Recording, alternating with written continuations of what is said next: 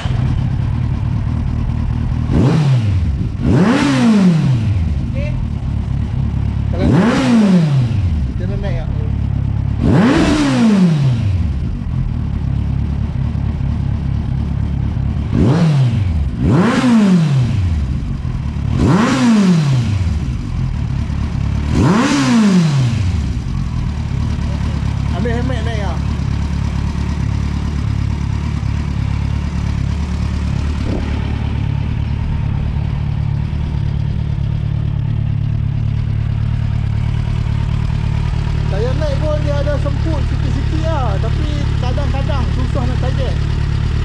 Kita tak tahu waktu RPM mana.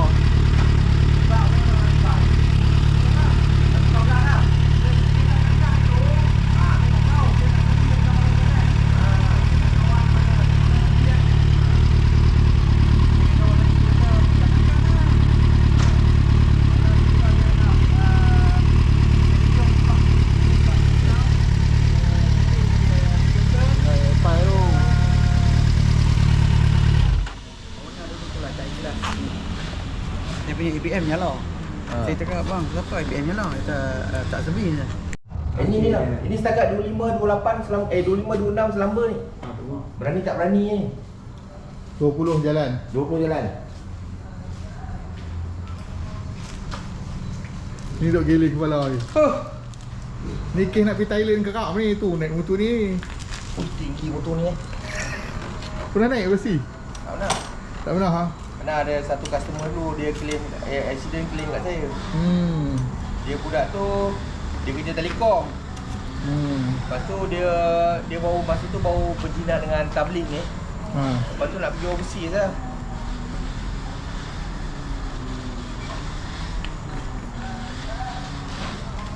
Nak cakap pun susah.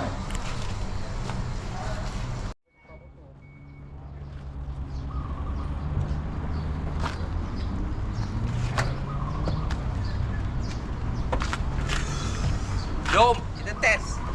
Test ride. Ni bukan ride ni.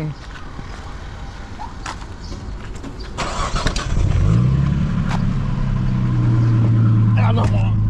Nak pergi mana ni? Cepun.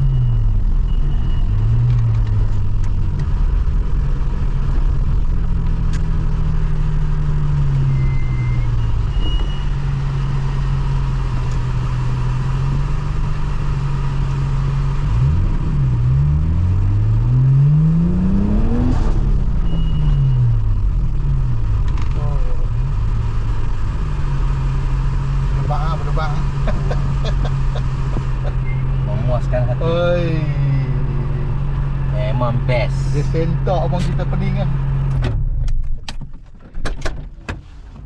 Boleh masuk track Oh.